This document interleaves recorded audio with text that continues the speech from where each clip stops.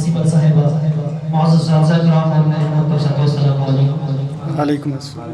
जैसा कि आप सबको मालूम है कि आज ये तकरीब 25 दिसंबर यौम कायदे-ए-आज़म की गई है। तो आज मैं मुख्तसर से वक्त में दो मौज़ूआत पर वही मुख्तसर गुफ्तगू करूँ। तो मेरा पहला मौज़ू कायदे-ए-आज़म मोहम्मद अली जनाब और दूसरा मौज़ू कायदे-ए-आज़म मोहम्मद अली जनाब के ख्वाब क्या थे, उनके रूल्स क्या थे इस पाकिस्तान के लिए, और आज हमारे पास जो पाकिस्तान है वो कैसे। तो हम बगैर वक्त ज़ाया किए अपने पहले मौजू की तरफ चलते हैं। तो जरा हम पीछे चले उस वक्त में कि जब मुसलमानों की एक अजीम शान सल्तनत तबाह हुई, जब मुसलमानों का अरूज ज़वाल पसीब हुआ, जब हिंदू अंग्रेज पॉलिसियों ने मिलकर मुसलमानों को तबाह और बर्बाद किया। हम बात कर रहे हैं उस वक्त की कि जब हिंदू अंग्रेज पॉलिसियों ने मिलकर मुसलमानों की इज्जतें लूटना शुरू कर दी। हम बात करें उस वक्त की जब हिंदू अंग्रेज पॉलिसियों ने मुसलमानों के ऊपर जुल्म और जबर के नए नए तरीके आजमाने शुरू किए। हम बात करें उस वक्त की जब मुसलमानों की इज्जत और आबरू लूटी जाती है। वो मुसलमान जो कभी माशरे में मुअज़्ज़ज़ और मुकर्रम समझे जाते थे, आज वो मुसलमान हर चौक चौराहे पे ज़लील हो गए। वो मुसलमान जिनका एक वक्त में अरूज पर बुलंदी पर थे, आज हिंदू अंग्रेज पॉलिसियों ने मिलकर तबाह कर दिया। हम बात करें उस वक्त की कि जब मुसलमानों को हिंदू बनाने के लिए शुद्धी और संगठन जैसी तहरीकें चलानी शुरू कर दी। जनाब सर, हम बात करें उस वक्त की कि जब मुसलमान हिंदू अंग्रेज पॉलिसियों के दरमियान तबाह हो गए, जब मुसलमानों का अरूज लुकात हो गया, जब मुसलमानों से तैयार जनाब सर, उसी वक्त अल्लाह की रहमत जोश में आती है। शहर कराची के मुखी एक ताजर पूजा जना के यहाँ एक बच्चा पैदा होता है जिसका नाम मोहम्मद अली जनाब। जनाब सर, हम उस शख्सियत की बात कर रहे हैं कि जो अपनी सरकारी तालीम में कदम रखते हैं, वो अपने हम तमाम को काफी पीछे छोड़ देते हैं। जो आला तालीम हासिल करने के लिए हिंदुस्तान जाते हैं तो वहाँ अंग्रेजों को अपनी फ़हम और फरासत से हैरान कर देते हैं। जो वकील बनकर वतन लौटते हैं वो अदालतों में अपना सिक्का बैठा देते हैं। जनाब सर, हम उस अजीम हस्ती की बात कर रहे हैं जिन्होंने सियासत का रुख किया और उसका नक्शा बदला। हम उस अजीम हस्ती की बात कर रहे हैं कि जिन्होंने ऑल इंडिया मुस्लिम कॉन्फ्रेंस में ज्वाइन किया, ये उसने नई रूप दी। जनाब सर, हम उस अजीम रहनुमा की बात करते हैं कि जिसने अपनी फहम और फरासत से हिंदू अंग्रेज पॉलिसियों को तबाह और बर्बाद करके रख दिया। जनाब सर, हम उस अजीम हस्ती की बात कर रहे हैं कि जिसने अपनी फहम और फरासत से, अपनी हिम्मत और बहादुरी से पूरे हिंदुस्तान के मुसलमानों को एक जगह खड़ा कर दिया। जिस शख्स ने हिंदू अंग्रेज पॉलिसियों को ये सोचने पर मजबूर कर दिया कि अब मुसलमानों को अपना गुलाम नहीं बनाया जा सकता। जनाब सर, हम उस अजीम रहनुमा की बात कर रहे हैं कि जिसके एक नारे तकबीर से अंग्रेजों के ऐवान में बांधने लगे, जिस शख्स की फहम और फरासत से, जिस शख्स की जुर्रत और बहादुरी से, अज़म से 23 मार्च 1940 को करारदाद लाहौर मंजूर की जाती है। जनाब सर, हम उस अजीम लीडर की बात कर रहे हैं, जिस मोहम्मद अली जिन्ना की बात कर रहे हैं कि जिन्होंने अथक मेहनतें, जिन्होंने अपनी बीमारी को अपने अंदर एक राज रखा छुपा दिया, जिन्होंने अपनी जान की परवाह नहीं की, अपनी इज्जत और आबरू की परवाह नहीं की, बस एक चीज को हद के आखिर बनाया कि अब मुसलमानों की आज़ादी लाज़िम हो चुकी है। जनाब सर, उन्हीं अजीम हस्तियों के मेहनतों के सदका 14 अगस्त 1947 को एक नई रियासत वजूद में आती है जिसका नाम इस्लामी जमहूरियत पाकिस्तान।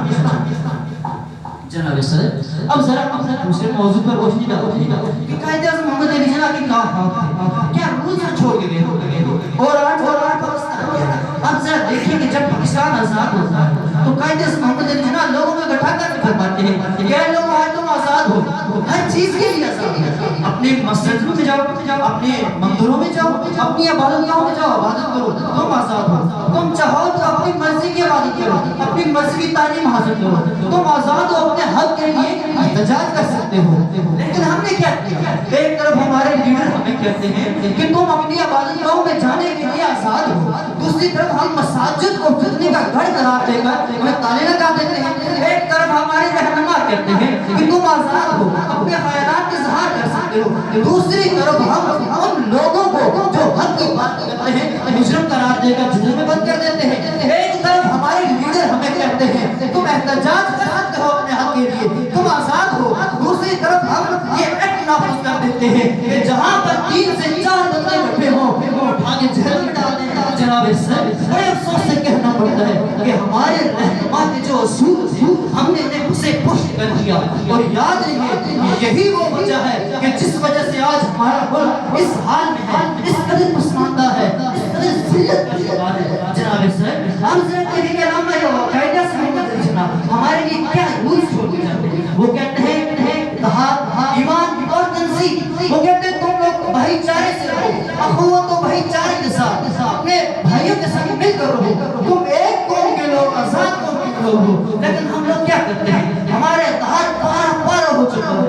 اگر ہمارے اندر اتحاد ہوتا تو مجھے بتائیں کہ آج ہمارا ملک اس قدر مقروض ہوتا، ہمارے اندر اگر اتحاد ہوتا تو مجھے بتائیں ہم پہ مسلط یہ لوگ کسی اور طرف سے مقرر کیے جاتے ہیں۔ اگر ہمارے اندر اتحاد ہوتا تو کیا آج ہمارے ملک میں سچ بولنے والوں کو اٹھا کے جیل میں بند کر دیا جاتا؟ مجھے بتائیں کیا ہمارے اندر ایمان اور یقین ہوتا تو کیا فلسطین میں ہزاروں لوگ اس طرح قتل کیے جاتے؟ کیا ان کے لیے ہم آواز نہ اٹھاتے؟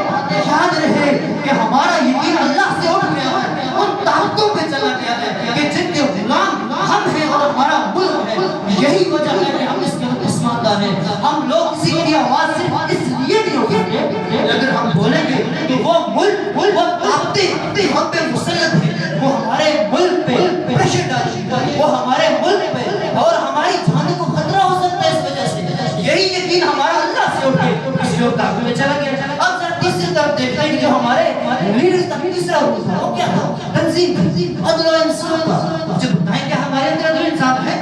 ہمارے ملک میں کدھر ہے انصاف؟ اگر ہمارے ملک میں انصاف ہوتا تو بغیر وقت کیا تھا ہمارے ملک میں اگر انصاف ہوتا تو کیا چور لٹیرے ڈاکو سرے عام سے عامر ہوتے؟ ہمارے ملک میں اگر انصاف ہوتا تو کیا مظلوم اپنا حق لینے کے لیے گھر تک ٹھوکرے کھاتا؟ جناب ایک بار یاد کوئی بھی ملک اس وقت تک ترقی نہیں کر سکتا جب تک وہ اپنے رہنما کے بتائے ہوئے راستے پہ نہیں چلے۔ آپ کو میں ایک زندہ مثال بہت تاریخ آپ دیکھیں کہ ایک طرف وہ منگول آپ نے دیکھا ہوگا پڑھا ہوگا کہ جنہوں نے آدھی دنیا پہ حکومت کی، کوئی شک نہیں مسلمانوں کے جانی کیسے انہوں نے حکومت کی؟ وہ اپنے بھانی چنگیز خان کی قوانین کو ایسے سجدہ کر دیتے تھے جیسے خدا ہو، اور یہی وجہ تھی کہ انہوں نے آدھی دنیا پہ۔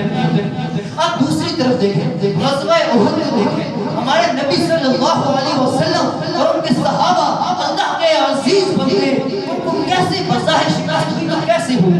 اس کی مین وجہ یہ تھی کہ ہمارے صحابہ حضور اکرم صلی اللہ علیہ وسلم کی دی ہوئی ہدایات کو مکمل طور پر فالو نہیں کیا کہ جس وجہ سے دشمن پہ حاوی ہوتی ہے۔ کتنے صحابہ کرام رضی اللہ تعالیٰ عنہ شہید یہ تاریخیں یہ وہ ہسٹری ہمیں یہ بتاتی ہے کہ اگر آپ اپنے رہنما کی بات کو فالو نہیں کرتے تو کوئی شک نہیں آپ مسلمان ہیں یا غیر مسلم آپ کا۔ ذرا دیکھیں ہمارے لیڈر کے جو رولز اگر ان کو فالو نہیں کیا آج ہم کسی اور کے غلام ہیں، ہمارا ملک اس قدر پسماندہ مقروض ہے۔ اس کی وجہ کیا ہے کہ ہم لوگوں نے اپنے رہنما کے بتائے ہوئے راستے کو نہیں اپنایا اور چھوڑا۔ ایک آخری بات کر کے میں سوچا کہ جب تک آپ لوگوں کی سوچ غلام ہے، آپ لوگوں کی سوچ آپ کے خیالات غلام ہیں، آپ کبھی آزاد نہیں ہو سکتے، چاہے آپ بادشاہ۔ آپ سب کی سماعت کو بہت بہت شکریہ۔